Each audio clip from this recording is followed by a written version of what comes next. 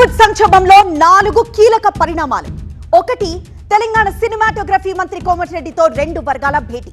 ఇక రెండోది, AP cinematography మంత్రి కందుల దుర్గేష్ ని కలిశారు ప్రొడ్యూసర్స్. ఇక థర్డ్, ఛాంబర్ నో అన్న 30% పెంపుతో 5 సినిమాల షూటింగ్లు జరగనున్నాయి. ఇక ఫోర్త్, 50% పెంపుకైనా ఓకే, అయితే మా ప్రశ్నలకు బదులేది అంటున్నారు ప్రొడ్యూసర్స్.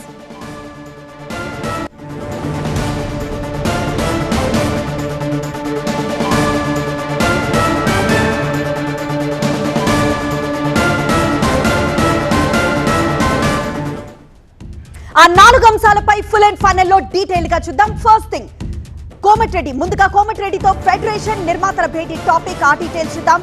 టాలీవుడ్ సంక్షోభానికి తెరదింపేందుకు కోమటిరెడ్డి రాజీ మార్గం కుదుర్చబోతున్నారు. ఇరు వర్గాలకు కొన్ని సూచనలు చేశారు కోమటిరెడ్డి. నిర్మాతలు, కార్మికులు కలిసి ఒక కమిటీగా ఏర్పడాలన్నారు మంత్రి. ఫెడరేషన్ ఒకేసారి కాకుండా ఇయర్ వైజ్ వేతన పెంపును ఒప్పుకోవాలని సూచించారు. ఇక నిర్మాతలు కూడా కొంచెం తగ్గాలని, వేతనాలు అందరికీ ఒకేలా పెంచాలని సలహా ఇచ్చారు. కార్మికులు వెంటనే సమ్మె విరమించి షూటింగ్లు మొదలు పెట్టాలని సూచించారు. ఇక 2 వర్గాలతో ఎఫ్టీసీ తరపున దిల్ రాజు మీటింగ్ ఏర్పాటు చేయాలని సూచించారు. అయితే మీ డిమాండ్లైనా మా సమస్యలు పట్టవా అంటున్నారు ప్రొడ్యూసర్స్. మీడియా ముందుకొచ్చిన నిర్మాతలు తమ కష్టాలు ఏకరువు పెట్టారు. సమ్మెకు దిగిన ఫెడరేషన్ కి ఎన్నో ప్రశ్నలు సంధించారు. అవేంటో ఒకసారి చూద్దాం. మాకు నచ్చినట్లు సినిమా తీసుకునే స్వేచ్ఛ లేదా? నలుగురు అవసరమైన చోట 40 మంది ఎందుకు? అలానే మీ రూల్స్ కోసం మేం నష్టపోవాలా? 250 మంది వస్తే యూనియన్ కార్డు ఉన్నోళ్ళు 50 మంది ఉంటున్నారు. ఇక మోయలేని భారాన్ని మా నెత్తిన రుద్దద్దు అంటున్నారు. కనీస వేతనాలున్నప్పుడు ఈ బెదిరింపులు ఎందుకు? ఇన్ని వేల మందికి మేము ఉపాధి కల్పించడం లేదా? డబ్బుల కోసం కాదు, ఇష్టంతో సినిమాలు చేస్తున్నాం. 3 కోట్లు అనుకుంటే 6 కోట్ల బడ్జెట్ అవుతోంది. ఇక నాన్ యూనియన్ తో 2.50 కోట్లకే సినిమా నిర్మిస్తున్నారు. అదే యూనియన్ తో సినిమాకి 8 కోట్లే ఖర్చు అవుతుంది. అందరినీ పిలిస్తేనే వస్తామండం కరెక్టేనా? ఫిల్మ్ ఫెడరేషన్ రూల్స్ మార్చాల్సిందే. అవే కండిషన్స్ తో సినిమాలు చేయలేమంటున్నారు. అందరూ కూడా 30% పెంచండి, 20% పెంచండి, 40% పెంచండి అంటున్నాం. 30లు 40లు ఏంటి సార్?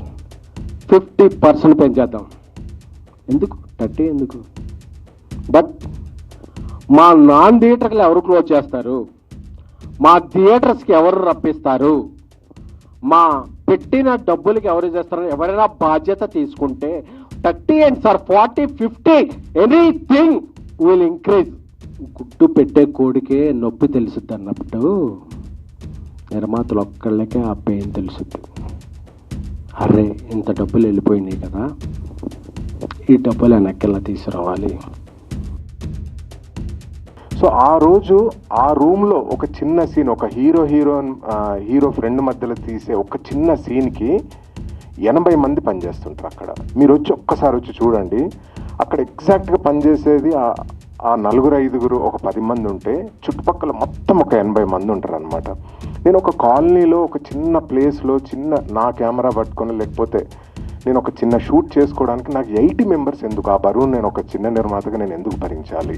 ఒక డిఓపి రమ్మంటే డిఓపి అంటాడు నాకు 4 అసిస్టెంట్లు కావాలంటాడు. సో ఇలా అంటే you talk about any craft, వాళ్ళకు రూల్స్ ఉంటాయి. సో ఇవన్నీ కూడా నిర్మాతలకు చాలా భారం అయిపోతుంది. బట్ మై పాయింట్ ఈజ్, నేను ఎందుకు బైండ్ అయి ఉండాలి యూనియన్ రూల్స్ ప్రకారంగా అంట? నాకంటూ నా ప్రొడ్యూసర్ యూనియన్ ఏం చేస్తుంది? ఇవన్నీ why we're not talking about this as a small ప్రొడ్యూసర్స్గా మనం ఎందుకు సఫర్ అవ్వాలి? నేను ఎందుకు సఫర్ అవ్వాలి? నేను ఒక చిన్న art form, I want to make a movie with 50 lakhs అండి. నా కథ నేను 50 లక్షలలో చెప్పాలనుకుంటే చెప్పలేకపోతున్నా. 2 crores అవుతుంది. యూనియన్ రూల్స్ ఏంటి? నా నెత్తి మీద ఇంతమందిని ఎందుకు రుద్దుతున్నారు అనేది నా question. So I hope these points will be addressed. So before we talk about 30% hike, వీటన్నిటికంటే ముందు అసలు నిర్మాత నెత్తి మీద ఇంతమందిని ఎందుకు రుద్దుతున్నారు? ఒక మిలియనియర్ హౌస్ మెయింటైన్ చేయడానికి నెలకు 10 లక్షలు పట్టొచ్చు, 50 లక్షలు పట్టొచ్చు. ఒక చిన్న వ్యాపారస్తుడికి 10,000లో అయిపోవచ్చు. రోజు కూలీ చేసే వాళ్ళకి 5,000లో నెల గడవచ్చు. ఎవరికి తగ్గట్టు వాళ్ళు వాళ్ళ సంసారాన్ని చక్కదిద్దుకుంటున్నప్పుడు ఒక సినిమా చేయాలనుకుంటున్న ప్రొడ్యూసర్ మాత్రం వాళ్ళకి నచ్చినట్టు ఎందుకు చేసుకోకూడదండి? మేము మాకు నచ్చిన అసోసియేషన్స్ మాకు నచ్చిన వాళ్ళని మేము ఎందుకు పెట్టుకోకూడదు? ఒకసారి ఇప్పుడు గవర్నమెంట్ ఒక వేతనం నిర్ణయించినప్పుడు ఆ టెక్నీషియన్కి మినిమం వేజెస్ తగ్గకుండా వెళ్తున్నప్పుడు పెంచాలి అన్నప్పుడు అది ప్రొడ్యూసర్ ఇష్టం. నిజంగా ఆ క్రాఫ్ట్మెన్కి అంత ఇవ్వాలి అనుకుంటే ఇస్తున్నాం, హీరోలకి ఇవ్వాలి అంటున్నారు కాబట్టి ఇస్తున్నాం కదా. ఎందుకంటే ఆ హీరోకి రీప్లేస్మెంట్ లేదు. బట్ టెక్నీషియన్ వేలల్లో లక్షల్లో ఉన్నారు. Why can't we? And employment create చేస్తున్నాం కదా. మేమేం వాళ్ళ దగ్గర నుంచి ఏం లాక్కోవట్లేదు కదా. వాళ్ళు అన్నది if he's really talented, worth it, they definitely get it. Why do they need to fight for it? మనకి షూటింగ్కి ఎంతమంది కావాలి, షూటింగ్ ఎక్కడ చేస్తున్నాం ఇది అనే పాయింట్ వదిలేసి ప్రతిరోజు సెట్లో 100 నుంచి 150 మెంబర్స్ ఉంటున్నారు. ఎందుకు అంటే ఓన్లీ రూల్స్ రెగ్యులేషన్స్, ఇంతమందిని పెట్టుకోవాలి, మీరు 7గురినో 9 మందినో పిలిస్తేనే మేము వస్తాం లేదంటే రాము అనేది ఒక దౌర్జన్యంగా ఉంది ఇక్కడ. 30% ఒకేసారి పెంచడం అనేది ప్రొడ్యూసర్లందరికీ ఇబ్బంది కాని పరిస్థితి. ప్లస్ ఇంకో పాయింట్, ఏ రోజు వేతనాలు ఆ రోజు ఇవ్వాలని అందరూ అడుగుతున్నారు. ఇక్కడ ప్రొడ్యూసర్లు అందరూ హ్యాపీగా ఉన్నారా లేరా అని గుండె మీద చేసుకొని చెప్పమంటే ఎవరూ హ్యాపీగా లేవు. నాదే ఒక సినిమా లాస్ట్ ఇయర్ సెట్లో 250 మంది జూనియర్లు ఉన్నారు. అక్కడ కరెక్ట్గా కార్డు ఉన్న వాళ్ళు 50 మంది లేరు. మిగతా వాళ్ళు ఎవరు? మరి యూనియన్ ఏం చేస్తుంది? ఏమీ చేయట్లా, కామ్గా ఉంటున్నారు. ఇది కూడా ఒక రకమైన మోసమే. నాన్ మెంబర్స్కి ఇస్తుంది ఒక రేటు, మెంబర్స్కి ఇస్తుంది ఒక రేటు. మరి ఆ డబ్బులు ఎక్కడికి వెళ్తున్నాయి? ఇండస్ట్రీ బాగాలేదు అంటే ముందుగా ఇక్కడ ఎఫెక్ట్ అవుతుంది ఎవరు అంటే ఒక కార్మికుడు. ప్రధాన కార్మికుడు ఎవరంటే ఒక ప్రొడ్యూసరే ప్రధాన కార్మికుడు. కార్మికుల్లో కల్లా ముందు మాకేమన్నా కష్టం వచ్చిందంటే వాళ్ళు ఎవరన్నా వచ్చి మా దగ్గరికి ఇదిగో మాకు ఈ కష్టం వచ్చిందని చెప్పుకుంటున్నారు. కానీ మేము వెళ్ళి ఎవరికి చెప్పుకోవాలో మాకు అగమ్యగోచరంగా ఉన్న పరిస్థితులు ఏర్పడ్డాయి. అంటే ప్రొడ్యూసర్ అనేవాడు ఒక తండ్రి లాంటి వాడు. ఒక తండ్రికి ఒక కష్టం వస్తే పిల్లలు నిలబడాల్సిన పరిస్థితి. కానీ వాళ్ళ పిల్లలే అటువంటి పిల్లల స్థానంలో ఉన్న వాళ్ళందరూ కూడా మీరు పోయినా పర్లేదు, మేము మాత్రమే ఇక్కడ ఉండాలి అనే పరిస్థితి తీసుకొస్తే అది ఏమాత్రం సమంజసం కాదు. పేక్మేడ్లు అనే సినిమా సార్ యూనియన్ ఇంకా నాన్ యూనియన్ కలిపి చేశాను. నాకు అది 2.5 crore అంత అయింది. ఇప్పుడు నేను మొత్తం యూనియన్తో చేశాను, 8 crore అయింది నాకు. అంటే నేను ఆల్మోస్ట్ 1 year నుంచి నేను ఆ 8 crores బిజినెస్ చేయడం నా వల్ల అవ్వట్లేదు. మీకు బిజినెస్ అవుతుందని తెలుసు, అసలు ఎవరికైనా బిజినెస్లు అవ్వట్లేదు.